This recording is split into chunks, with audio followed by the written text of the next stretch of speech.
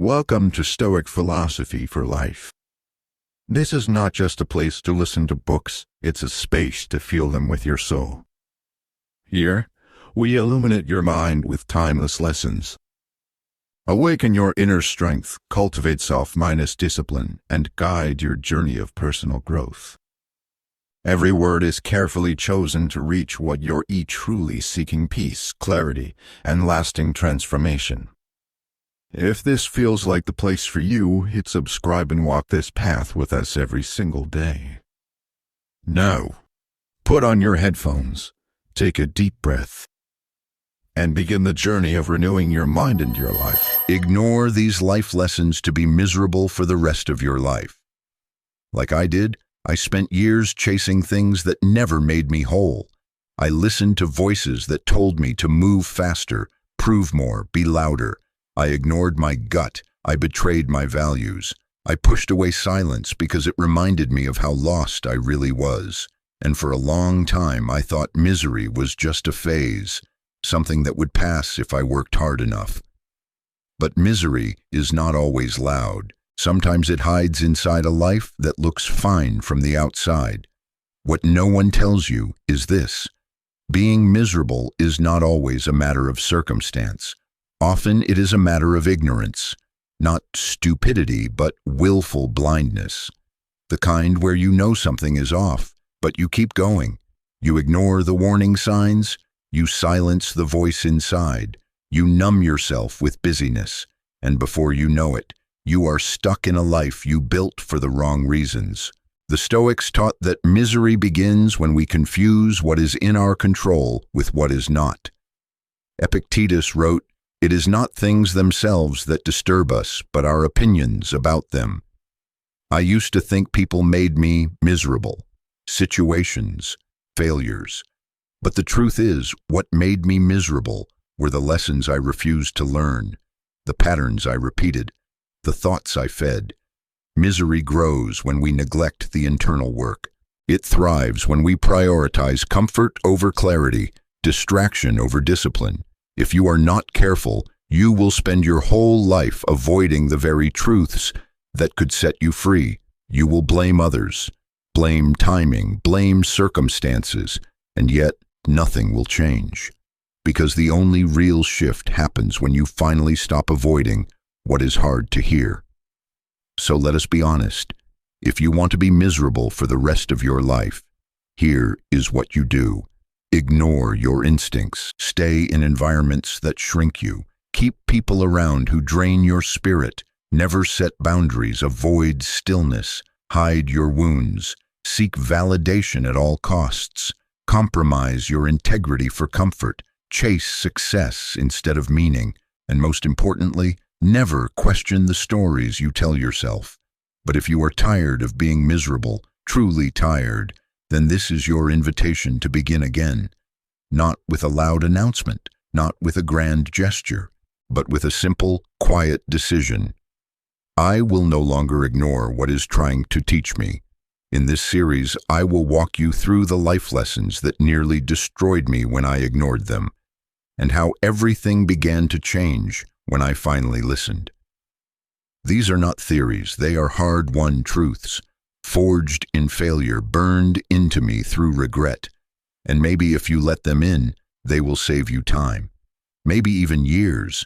If this message moved you, share it with someone who feels stuck, drained, or quietly miserable. They do not need another motivational quote. They need the truth. Your freedom begins where avoidance ends. The first lesson I ignored, the one that set the stage for years of quiet suffering, was this: no one is coming to save you. No mentor, no partner, no parent, no lucky break. I kept waiting for someone or something to pull me out of the mess I was in. I blamed my job, my circumstances, my past, and secretly hoped that one day things would just change. I waited for life to knock on my door and say, "Here's your better reality," but no one came. And slowly, silently, misery made a home inside me. See, when you believe someone else is responsible for your transformation, you delay the very actions that would liberate you. you outsource your power. You sit on the sidelines of your own life, expecting the coach, the crowd, or the conditions to shift in your favor. But the truth, the uncomfortable, powerful truth, is that your life does not change until you do. Not until you stop waiting and start choosing. Marcus Aurelius, in the middle of war, betrayal, and overwhelming responsibility, wrote to himself, "You have power over your mind, not outside events. Realize this, and you will find strength." I read that once while scrolling late at night, and I remember thinking, maybe. But the next morning I went right back to blaming everything around me. I did not want that kind of responsibility. I wanted relief. I wanted ease. And that avoidance cost me years, because misery thrives in self-abandonment. The longer you keep handing your happiness to someone else, the longer you suffer. When you refuse to take ownership of your habits, your patterns, your choices, you give misery room to multiply, and it will, quietly, subtly, in small compromises and little lies, until one day you wake up and realize you do not even recognize yourself anymore. There is a moment I will never forget. I was sitting in my car, in silence, engine off, hands on the steering wheel, just frozen. I had no energy, no clarity, no joy. I remember thinking, I do not want to live like this anymore, and that thought hit harder than anything I had heard from anyone else. It was not motivational, it was not inspiring, it was just honest.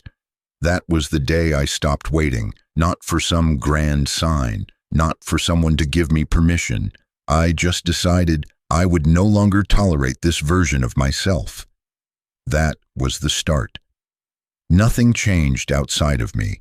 My life was still messy, but something shifted internally.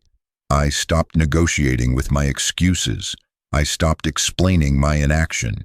I started moving, slowly, quietly, but deliberately. And that is the lesson. If you want to be miserable, keep waiting. Keep telling yourself it is not your fault. Keep rehearsing your pain and never disrupting your patterns. Keep saying, one day, and watch that day never come. But if you want to begin again, truly, then you must make peace with this fact. No one is coming, and that is not a reason to despair. That is your liberation. Because once you stop waiting for someone else to carry you, you learn how to walk on your own legs. If you are still listening, I know this hits home. Maybe you have been stuck in that cycle too, hoping things will shift on their own, blaming people who are no longer in your life, feeling trapped in a life that no longer fits. But let me ask you this. What would happen if you dropped the blame for just one day? If, for the next 24 hours, you lived like everything was your responsibility, your mindset, your choices, your time, your energy. It might feel overwhelming, but it might also feel empowering, because what you begin to realize is that self-responsibility is not a burden. It is a return to power. It is the moment you say, if it is to be, it is up to me. Not because you have to do it all alone, but because you finally stop abandoning yourself in the waiting. There is a quiet kind of confidence that grows when you take ownership, not the kind that needs recognition, but the kind that sits inside you like a steady pulse, reminding you that you are no longer at the mercy of the world. You are moving now. You are reclaiming. Epictetus said, "First say to yourself what you would be, and then do what you have to do." But most people flip that. They wait to become the person before they act like the person, but it does not work like that. The becoming begins in the doing. The mindset follows the movement. The clarity follows the commitment. And no, you will not get it perfect. I didn't. I still don't. But that is not the point. The point is to no longer let misery guide you, to no longer let your life be the byproduct of what you avoid. If you are still here with me, then you are not just listening. You are shifting. You are tired of the passive, performative life. You are ready for something real, something yours. So here is your challenge. For the next 3 days, every time you feel stuck, ask yourself, what am I waiting for? Then write down the answer. You might be shocked at how often the thing you are waiting for is actually just you. For the longest time, I believed that life had to go a certain way for me to be okay. The right people, the right timing, the right outcomes. I spent so much energy trying to shape the world into something manageable, predictable, controllable, because deep down, I believed that peace only came from perfection. But I was wrong, and that belief made me miserable. See, when you tie your peace to outcomes you cannot control, you guarantee disappointment, you guarantee tension, and eventually resentment, the traffic jam, the rude message, the missed opportunity, the friend who pulled away, the offer that never came. I used to let these things ruin my entire day, sometimes my entire week. One small external disruption, and I would spiral. Why? Because I had never learned the second lesson that changed everything. You cannot control what happens to you, but you can always control how you respond. That sounds simple, maybe even cliché, but I ignored it for years. I thought control meant strength. I thought reacting meant power, but reacting is not strength, it is surrender. It is giving the world access to your emotional state, letting strangers, circumstances, and tiny inconveniences dictate the climate of your inner world. That is not power, that is slavery. The Stoics understood this long before psychology caught up. Epictetus said, "We cannot choose our external circumstances, but we can always choose how we respond to them." Marcus Aurelius echoed it. You have power over your mind, not outside events. These were not just philosophical ideas to them. These were survival tools, because the moment you learn to pause, to breathe instead of lash out, to observe instead of absorb, you begin to reclaim a kind of freedom that no one can take from you. I remember a moment that changed everything. I had just received a message that threw me off, completely unexpected, full of blame and misunderstanding. My old self would have replied instantly, defensive, angry, needing to be right, needing to protect my image. But something stopped me that day. I stared at the screen. I took a breath, and I asked myself, what outcome am I actually trying to control here? And the answer hit me hard. I was trying to control how they saw me. I was trying to prevent the discomfort of being misunderstood. But in doing so, I was sacrificing my peace. I was trading serenity for the illusion of control. So I put my phone down. I went for a walk. I did not reply, not right away. I let the moment pass, and in that pause, I found something I had never felt before. Quiet strength. That day, I learned that responding slowly is a form of emotional self-respect. If you want to be miserable, here is what you do. React to everything. Take everything personally. Let every rude comment define your worth. Let every delay ruin your mood. Let every closed door feel like an attack. Make the world responsible for your emotional state, and then wonder why you feel so powerless. But if you want to be free, truly free, you must take back your reaction. You must learn the discipline of the pause, the sacred space between trigger and response. That is where your power lives, not in the first impulse, not in the comeback, but in the stillness that lets you choose differently. Most people never make it there. They live in reaction. Their emotions are on a leash, held by circumstance. They are fine when things go well, but collapse the moment something unexpected happens. That is not stability. That is volatility. Let me be honest. I was that person for a long time. Calm in the morning, anxious by lunch, angry by evening, all because I let life steer my inner world.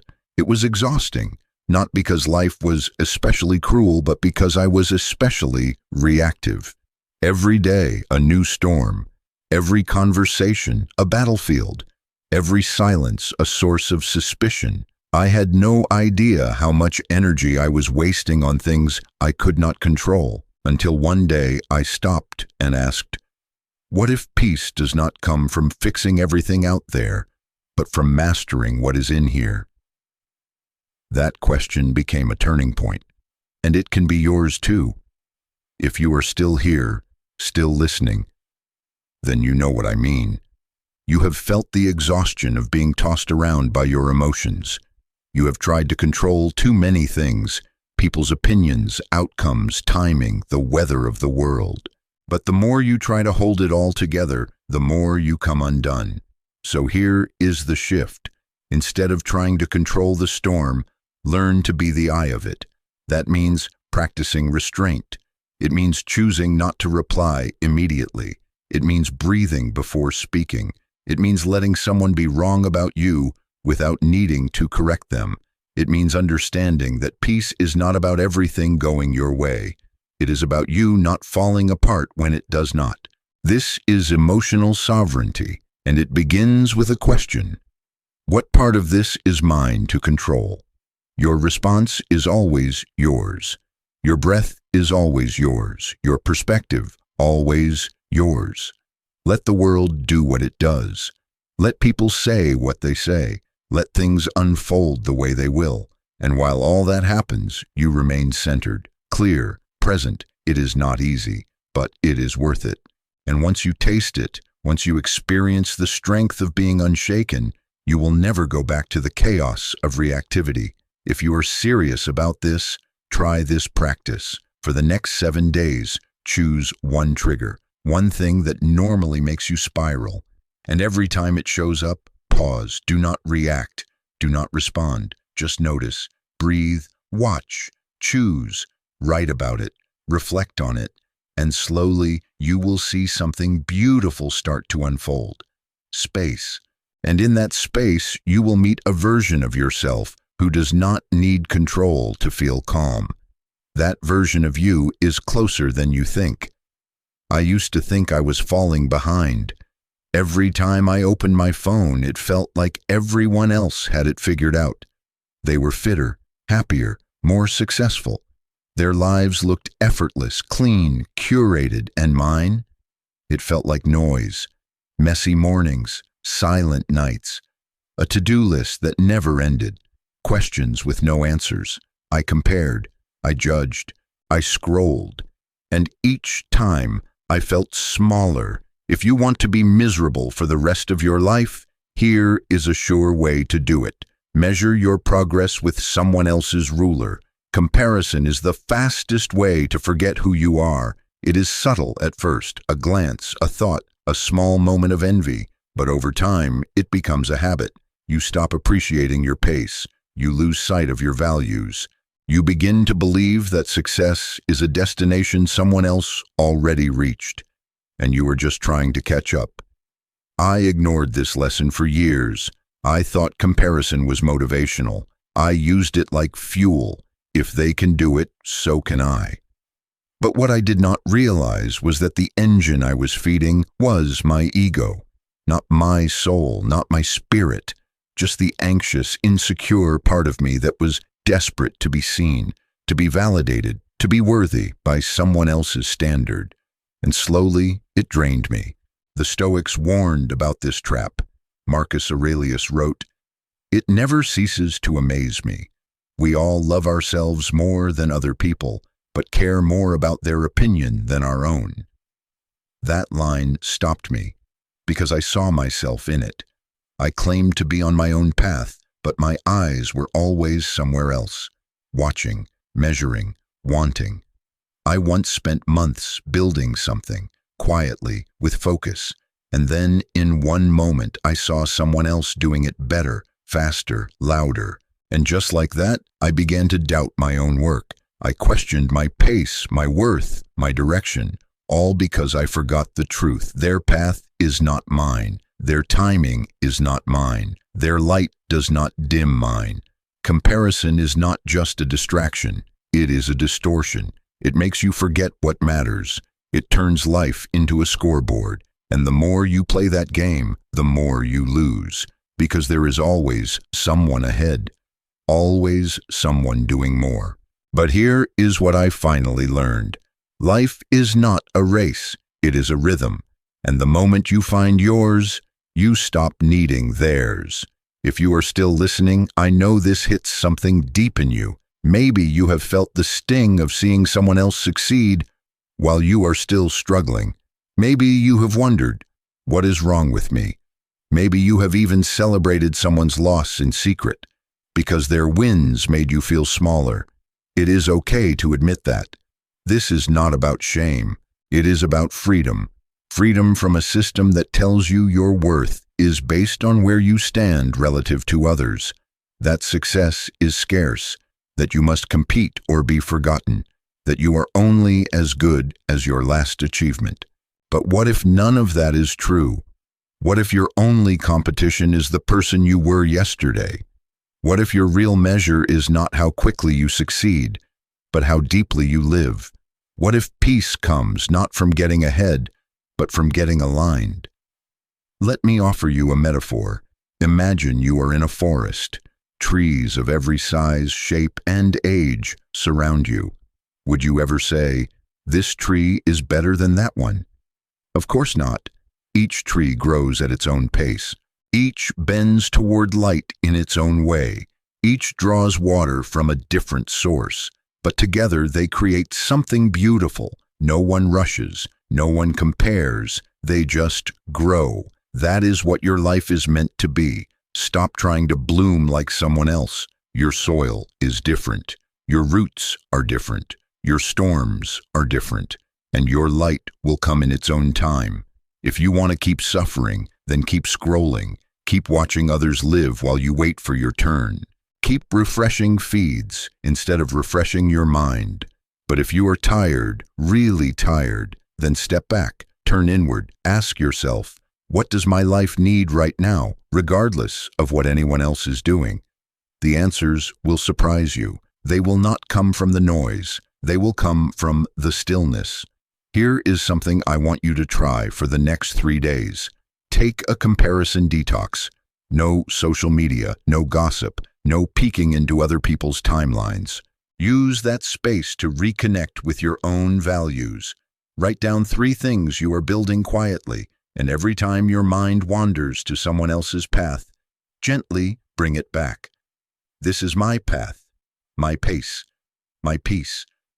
You will be amazed at how much energy returns to you, how much joy, how much presence, because what you will realize is this: the only person who can walk your path is you.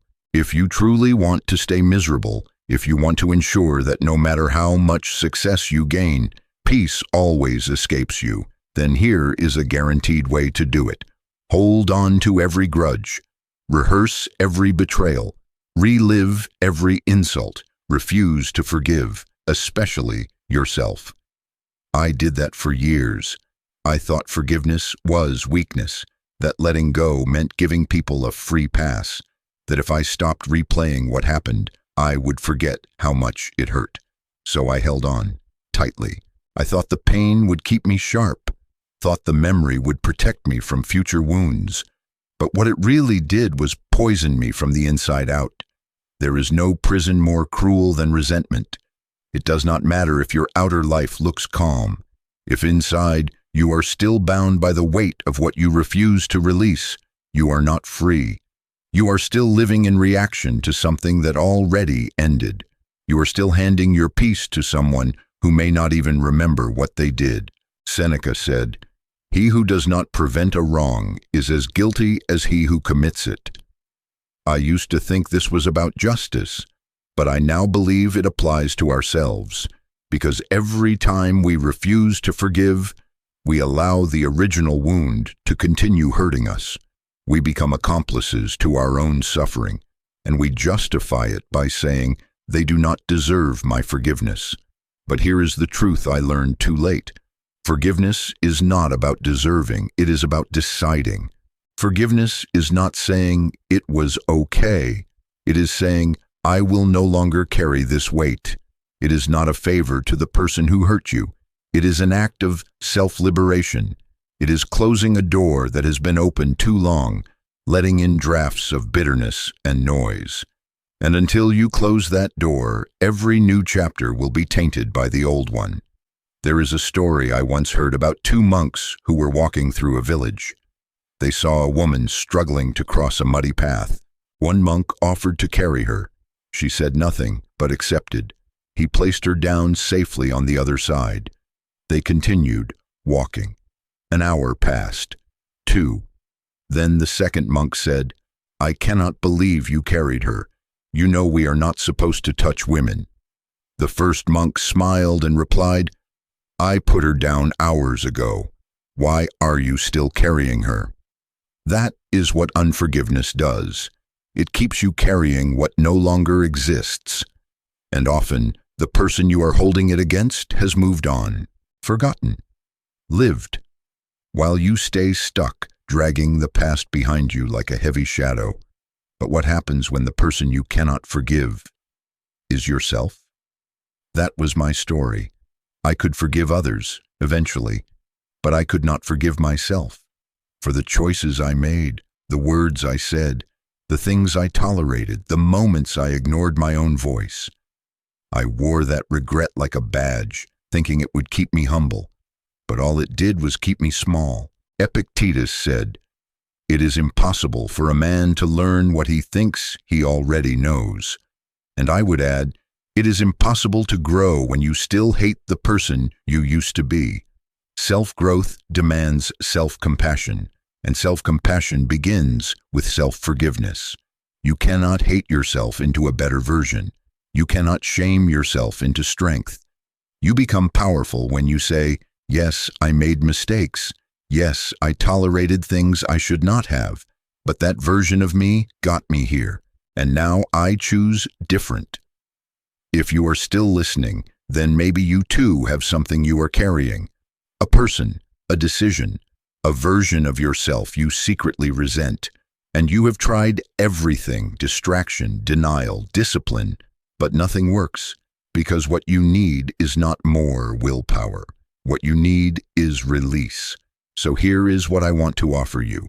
For the next week, write a single sentence each morning. I forgive myself for fill in the blank. Let it be real. Let it hurt.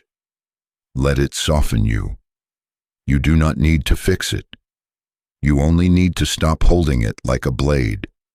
Then, choose one person who still lives rent-free in your heart through bitterness. You do not need to call them. You do not need to talk to them. But write a letter you will never send. Let it all out. Then burn it. Tear it. Release it. Because forgiveness is not a feeling, it is a decision to stop suffering. If you want to stay miserable, then keep carrying everything. Keep dragging your old pain into new seasons. Keep blaming, keep punishing. But if you are done, truly done, then say this out loud, even in a whisper: I release you, I release me, I choose peace. That choice may not change the past, but it will change everything else. If there is one guaranteed way to stay overwhelmed, drained, and quietly resentful, keep saying yes when you want to say no. Keep bending to keep the peace. Keep giving because you feel guilty. Keep being available to everyone but yourself. I did that for years. I wore it like a badge. I'm reliable. I'm a giver. I'm strong. But underneath that armor was a truth I could not admit. I was exhausted, not from what life demanded of me, but from what I refused to protect. I ignored one of the most important lessons a person can learn. If you do not set boundaries, your life will be lived for you. And it will happen quietly. It does not start with something dramatic. It starts small. You answer a message when you are tired. You take a call you did not want. You say sure to an invitation you wanted to decline. You listen to someone complain for an hour when your soul is already running on empty. And you do it with a smile, because you do not want to seem rude, or difficult, or selfish. But what you are really doing is abandoning yourself, again and again.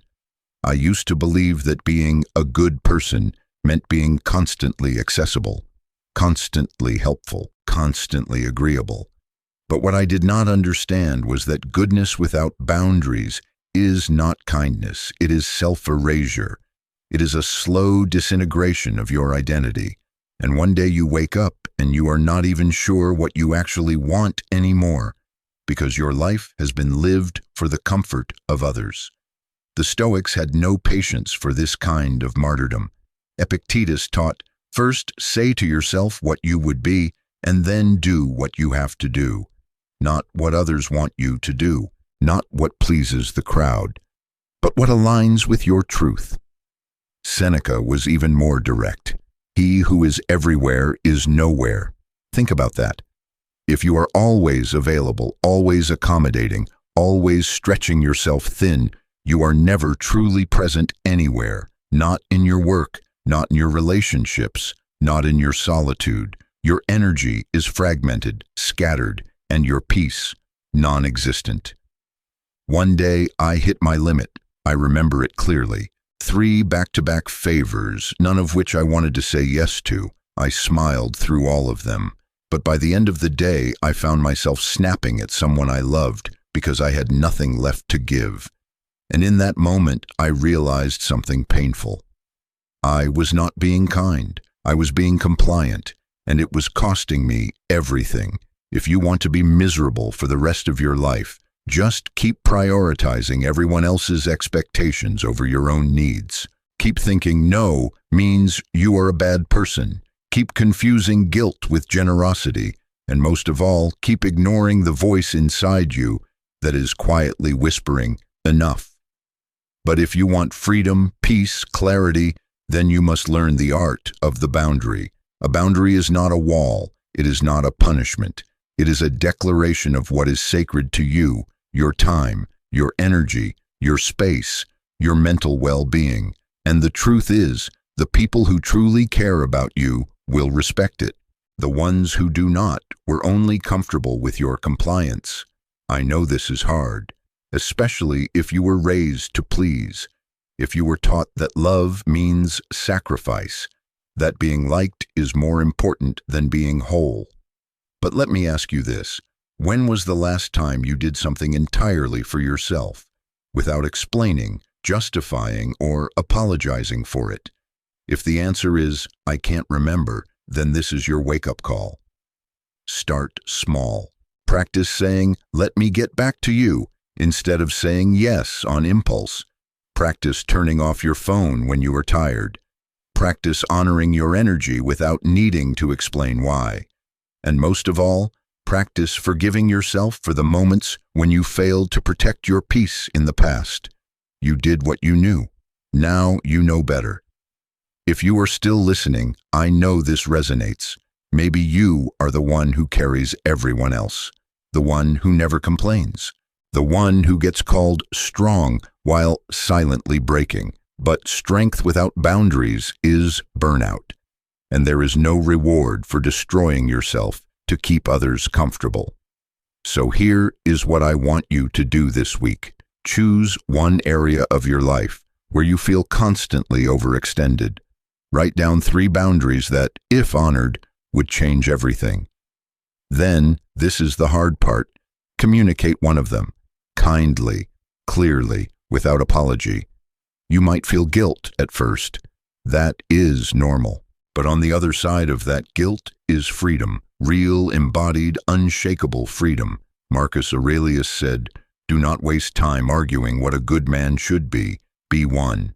And I would add, do not waste your life trying to please everyone. Live your truth, protect your peace, and let the rest adjust or walk away. Because if the cost of being liked is losing yourself, it is too high. If you want to stay miserable, here is a surefire way.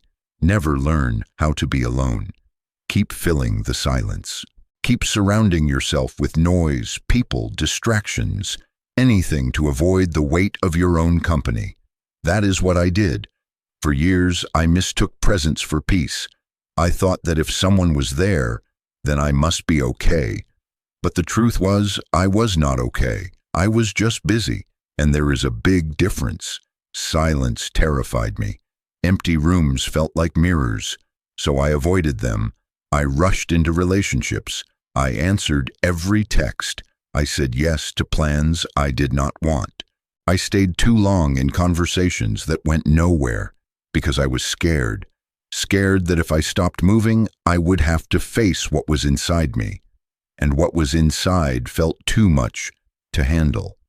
But here is what no one told me. If you cannot sit with your own soul, you will hand it to anyone who smiles at you long enough. And that is where some of the most damaging decisions come from. Not from malice, but from loneliness. We settle not because we do not know better, but because we cannot bear the quiet. We choose people who are wrong for us, just to feel less alone. We compromise, we shrink, we tolerate, not because it is love, but because it is distraction, a place to hide from ourselves. The Stoics were not afraid of solitude. In fact, they welcomed it. Marcus Aurelius said, "Nowhere can man find a quieter or more untroubled retreat than in his own soul." That sounds beautiful until you try it.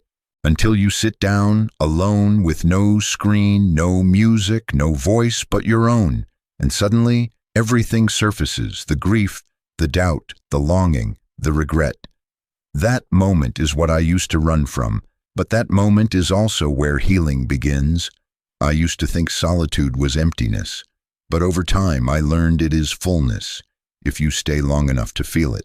Because eventually, after the noise clears and the discomfort passes, you meet someone you had forgotten, yourself, the real you, not the version people see, not the one who performs, the one who breathes, the one who feels, the one who still believes quietly under all that fatigue. If you are still here, I know you feel this. Maybe you are tired of reaching for people who do not reach back. Maybe you are exhausted from always needing to be with someone to feel whole. Maybe deep down you know you have been using connection to avoid confrontation, the kind that only happens within. Here is what I learned. You will never choose well if you cannot stand still. You will never know what you actually want if your life is always shaped around other people's presence. You must first become your own anchor before you let anyone else dock there. So how do you start? You begin by doing the one thing most people avoid, creating space. Start with 5 minutes a day. No distractions, no scrolling, just you. Sit in a room or take a slow walk. Ask yourself, what do I feel? Not what do I think, what do I feel? Then listen, not to fix, not to perform, just to understand. And yes, it will be uncomfortable at first. But discomfort is not danger, it is data. It is your soul saying, you have not been listening. The reason this matters is because loneliness is not the same as aloneness. Loneliness is being disconnected from yourself. Aloneness is where you reconnect. And once you know how to be alone, you stop settling for company that costs your peace. You stop reaching out just to avoid looking in. There was a season in my life when I confused presence with partnership. I thought someone being there meant I was loved. But you can be surrounded and still starving. You can be held and still hollow. Because what you really crave is not just someone else. It is your own attention, your own intimacy, your own presence. When you learn to give that to yourself, everything changes. You begin to make choices from clarity, not craving. You begin to say no, not out of fear, but out of strength. You stop rushing into things just to feel less alone because you have made peace with the pause. And in that pause, you find power. If you want to stay miserable, then keep outsourcing your solitude. Keep thinking someone else is the solution to your silence. But if you are done living reactively, if you are ready for depth, for truth, for inner steadiness, then this is your moment. Take yourself seriously enough to sit with yourself. Be the kind of person who no longer needs a crowd to feel worthy, who no longer needs constant connection to feel grounded.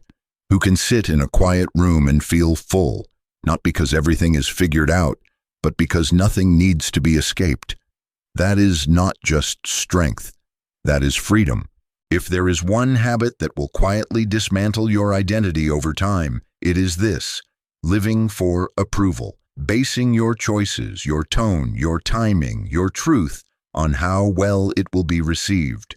I did this for years, sometimes subtly, sometimes obsessively, always with the same result: emptiness. I did not realize it at first. It felt like kindness, like being adaptable, like knowing how to read the room.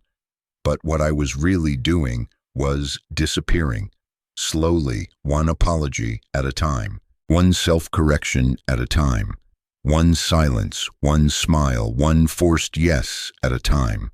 Until one day I asked myself, if I stopped trying to be liked, who would I be? And the answer scared me, because I did not know. You see, when you shape yourself around acceptance, you lose the muscle for authenticity. You forget how to speak without filtering. You forget how to choose without checking who might be watching. You forget how to feel without editing. And slowly, your inner compass stops working because you have stopped using it. The Stoics were allergic to this kind of performance. Marcus Aurelius reminded himself, "It is not death that a man should fear, but never beginning to live." And I believe one of the greatest forms of not living is living as a version of yourself built to please. It is not just exhausting, it is self-erasure. I remember a period in my life when I was surrounded by people, but felt completely invisible, not because they ignored me, but because they only knew the version of me that I had packaged to keep them comfortable. And when you do that long enough, you start to resent not only them, but yourself. You feel the hollowness of being liked for something you are not sure is even real. And yet, you keep doing it, because approval feels good, temporarily, like sugar. It spikes your energy, gives you a quick hit of belonging, but then it fades, and you are left needing more, and needing more. Until you are performing for people who are not even watching, until your life becomes a stage you cannot leave. If you want to stay miserable, this is a perfect strategy. Turn your worth into a popularity contest. Let strangers on the internet decide if your truth is valuable. Let coworkers define your limits. Let friends decide what version of yourself you are allowed to be. And whatever you do, never ask what you actually want, because you might find out it does not match what the crowd expects. But if you want to be free, if you are tired of the tension in your chest, every time you feel misunderstood, then you must learn the most dangerous word a people pleaser can say. No, no, I do not agree. No, I do not feel like pretending. No, I do not owe you an explanation. No, I will not keep performing to protect your comfort at the cost of my truth. The first time you say it, it might feel like violence, but it is not. It is medicine. It is alignment. It is the first breath of a new life that actually belongs to you. If you are still here, then maybe you know the feeling. That subtle pressure to shrink. That reflex to smile when something hurts. That instinct to say, "I'm fine," when your heart is screaming. Maybe you have been living like that for years. But let me ask you, what has it cost you? Your peace, your creativity, your sleep, your self-trust? Because here is what no one tells you. Being liked is not the same as being loved. Being praised is not the same as being respected. Being accepted is not the same as being free. Freedom begins where performance ends. So how do you get there? You start by noticing where you bend, who you become around certain people, what you hide, what you force, what you laugh at that is not even funny, what you say yes to when your body is saying no. Then, one moment at a time, you stop. You speak honestly, even when your voice shakes. You say less, but mean it more. You let people misunderstand you without racing to correct them. You disappoint others, so you can stop disappointing yourself. And yes, It will feel terrifying, but it will also feel like home. Because what you will find is this: the people who only loved the version of you that pleased them, they were never loving you, they were loving their reflection. But the people who stay when you stop performing, those are your people. That is your tribe. That is where your soul exhales and says, finally. If you want to live well, stop auditioning, start arriving, because the moment you stop needing to be liked is the moment you start being real. If you want to quietly destroy your potential while pretending everything is fine, here is a proven method. Ignore your habits. Focus on motivation. Wait for inspiration. Let your days be shaped by how you feel instead of what you have committed to. That is what I did for years, and it left me wondering why nothing in my life felt solid, why progress always slipped through my fingers. What I did not understand back then was this: your life is not defined by what you want. It is defined by what you do repeatedly. I had big dreams, deep desires. I knew what I wanted, but my habits said otherwise. My habits said, I'll start tomorrow. They said, I need to feel ready first. They said, a little more scrolling won't hurt. They said, I've had a hard day. I deserve a break. And so, day after day, I negotiated with my future for the comfort of the present. It felt innocent at first, but it was not, because your habits are not just actions. They are votes for the person you are becoming.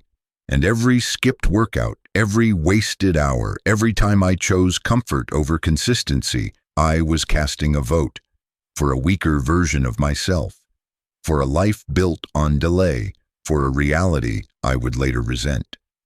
The Stoics understood this with absolute clarity.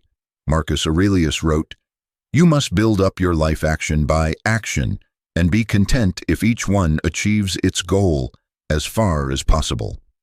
He did not say dream by dream.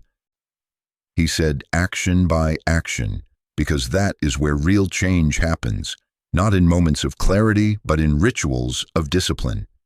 I used to tell myself that habits were boring, that I was a spontaneous person, that I needed variety, but what I really needed was structure, a rhythm, a reliable way to honor my values without depending on how I felt each day, because how I felt most days?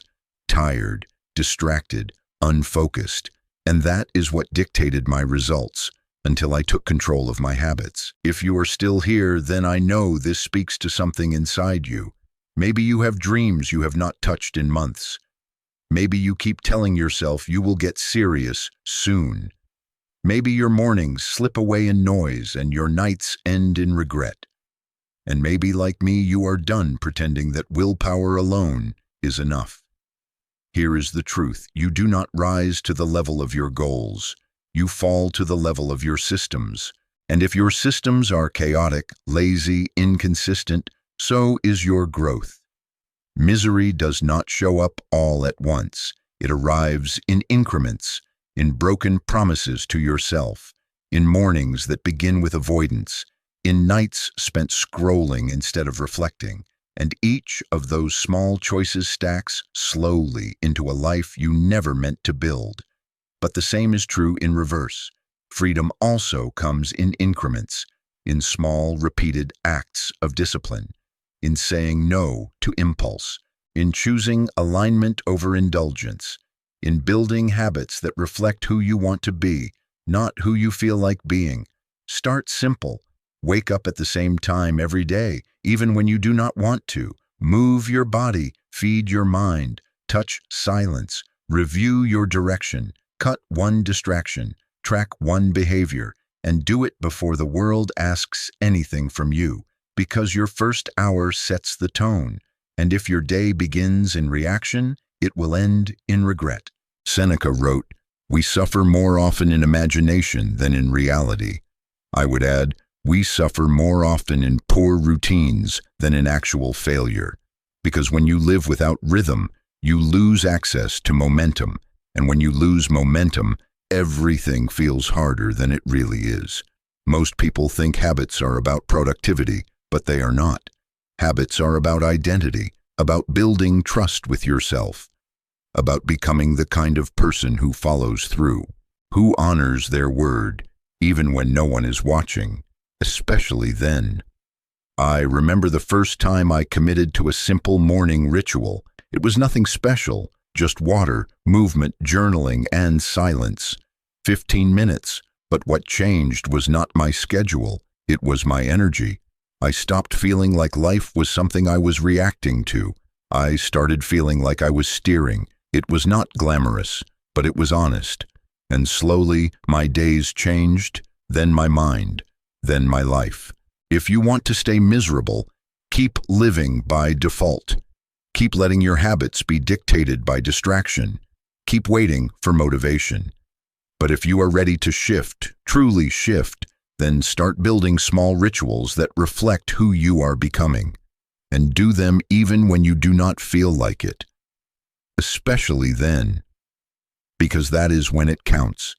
The future is not built in breakthroughs.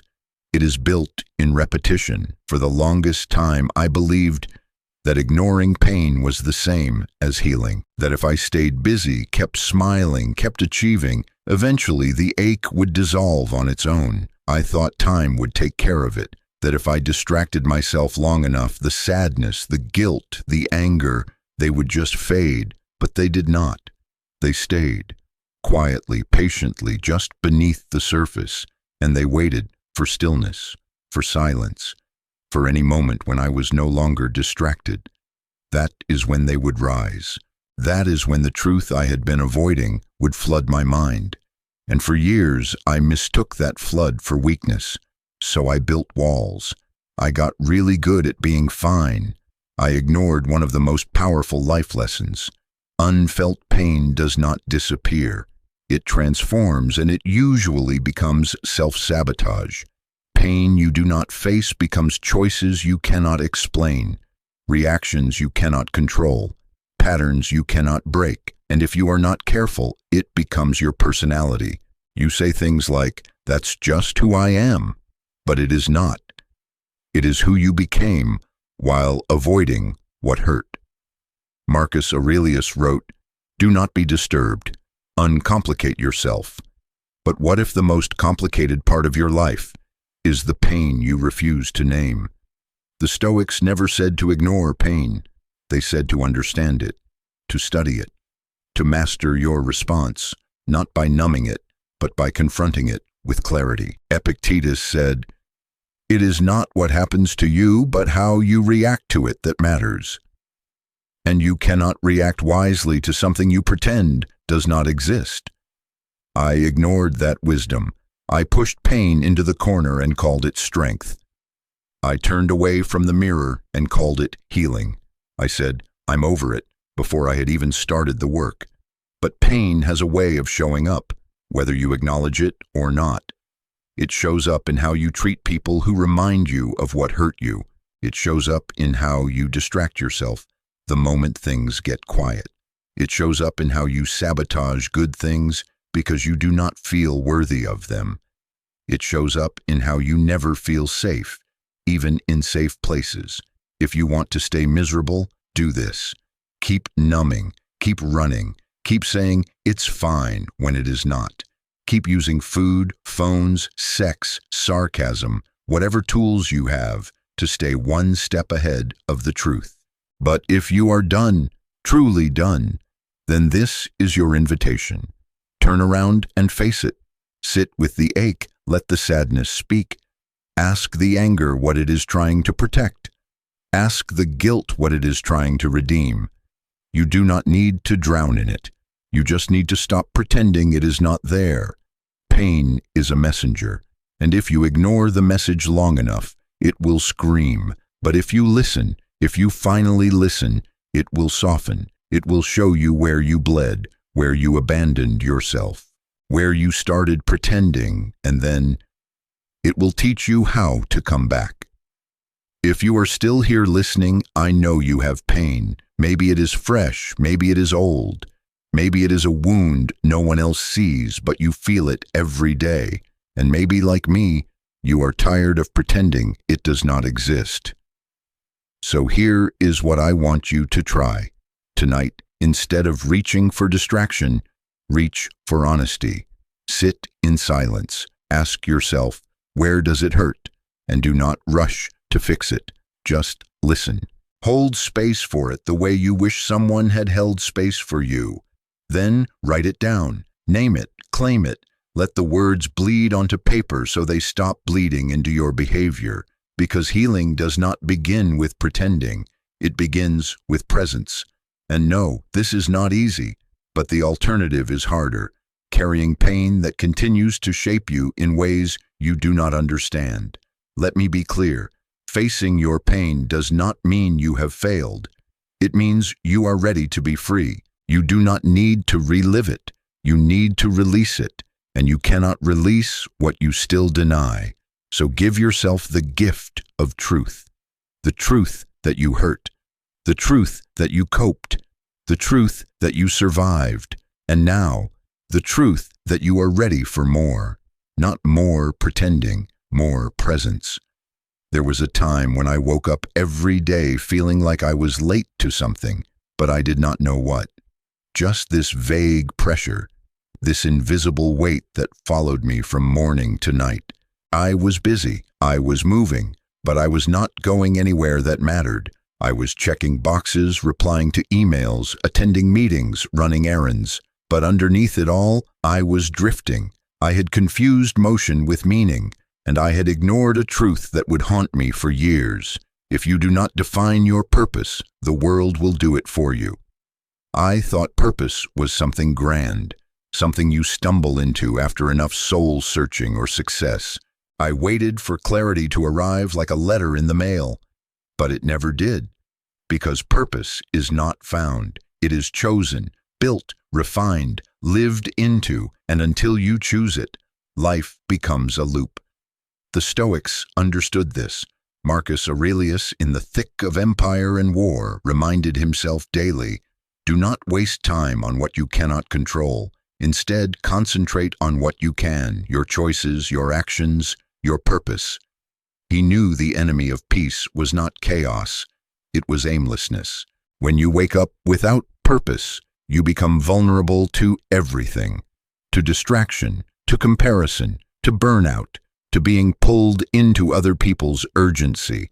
Because without a direction, every noise feels like a signal. Every opinion feels like a law. Every setback feels like a defeat. And that was my life. For years, I looked successful on paper. I was doing what I was supposed to do. But deep down, I was lost. Not because I had failed, but because I had never stopped to ask, what matters to me? What am I building? Who am I becoming? I thought those questions were luxury, but they are survival. If you are still listening, I know you feel this. Maybe you wake up and go through the motions. Maybe you are constantly tired, not from effort, but from the weight of not knowing why you are doing what you are doing. Maybe you keep saying, I'll figure it out eventually. But eventually never comes unless you choose it. Let me be clear. Purpose does not mean you have to save the world. It means your life has an anchor, a reason beneath the routines, a compass that points your yes and sharpens your no. Without it, you say yes to everything and still feel nothing. So if you want to stay miserable, do this. Keep chasing random goals that sound impressive. Keep reacting instead of creating. Keep waiting for something external to give your life direction. But if you are ready, truly ready to shift, then start here. Ask yourself, what am I willing to suffer for? Not what sounds nice, not what looks good on a vision board. What cause, what value, what kind of life would you endure hardship for and still say, it was worth it? That is your purpose whispering. Now here is how you turn that whisper into a direction. Step 1. Define what matters to you in 5 words. Not slogans, not quotes. Your truth. Words like freedom, growth, integrity, peace, truth. Whatever speaks to your gut. That is your compass. Step 2. Each morning ask, what can I do today to honor just one of these? Small actions, tiny steps. Do not wait for a life overhaul. Build alignment one day at a time. Step 3. Eliminate one thing a week that pulls you away from those values. A commitment, a person, a habit. Make space for your actual life to take root. Seneca wrote, "Life is long if you know how to use it." But most of us do not. Not because we lack time, but because we lack direction. And the cost of drifting? It is not just lost opportunities, it is lost self-respect. Because deep down, you know when you are off course. You feel it in the way you procrastinate, in the way you avoid silence, in the way you resent people who do have clarity, not because they threaten you, but because they remind you of what you have not faced. If you want peace, you need purpose, not perfection, not productivity, not pressure, just purpose. Your purpose, chosen, owned, lived. If you have made it here, through every lesson, every story, every pause, then you already know this truth. Misery does not show up overnight. It does not crash into your life like a storm. It drips in slowly, through small denials, repeated avoidance, the quiet decision to delay one more time, to ignore the signs, to stay comfortable instead of honest. We suffer not because life is cruel, but because we resist what life keeps trying to teach us. The pain was not punishment, it was information. The failures were not the end, they were redirection. The restlessness you felt, it was not weakness, it was your soul refusing to settle. And yet, if you are anything like me, you spent years running from truth, from discomfort, from the very lessons that were meant to shape you. You stayed in places that dimmed you. You gave to people who emptied you. You betrayed yourself just to keep the peace. You told yourself you were fine when what you really were was afraid. But here is the part I never want you to forget. Every single lesson I shared with you, every one I ignored, is still waiting to be honored. It is not too late. You are not too broken. You are not too behind. And no, you do not need to fix everything overnight. You just need to stop pretending you do not know what needs to change. Because deep down, you do. You know what habits are stealing your future. You know what boundaries you have not set. You know what pain you still carry, what silence you are still afraid of, what voice inside you has been trying to speak for years, but keeps getting drowned out by noise. That voice, that is the one that brought you here, and it is the one that can lead you forward. So let this be your moment, not of motivation, but of remembering. You do not need more advice. You need more action. You do not need more answers. You need more alignment. You do not need a perfect plan. You need a decision. One small, quiet, courageous decision. I will no longer ignore what I know to be true. That is where everything shifts. The Stoics taught that suffering ends the moment we stop wishing things were different and start choosing to be different within them. Marcus Aurelius wrote, "Waste no more time arguing what a good man should be. Be one." So stop arguing with your potential. Stop rehearsing your excuses. Stop waiting for the perfect moment. This is the moment. Right here. Right now. And if you are still here listening, then I know something in you is ready. Ready to stop sleepwalking through your life. Ready to stop living for other people's comfort. Ready to stop postponing the version of yourself you were always meant to become. So breathe, stand still, and let this final truth sink in. You were never meant to stay miserable. You were meant to learn, to rise, to become unshakable, not because life got easier, but because you stopped running from what makes you stronger. Let the old version go, the one who ignored, the one who avoided, the one who forgot how powerful they truly are, and choose the new one, right now, quiet, clear, brave, not perfect, but present, and finally, free. If this message stirred something in you, don't let it fade. Write one thing down that you'll start doing this week. 2025 doesn't magically change anything you do. and your future begins the moment you decide to move, even just a little.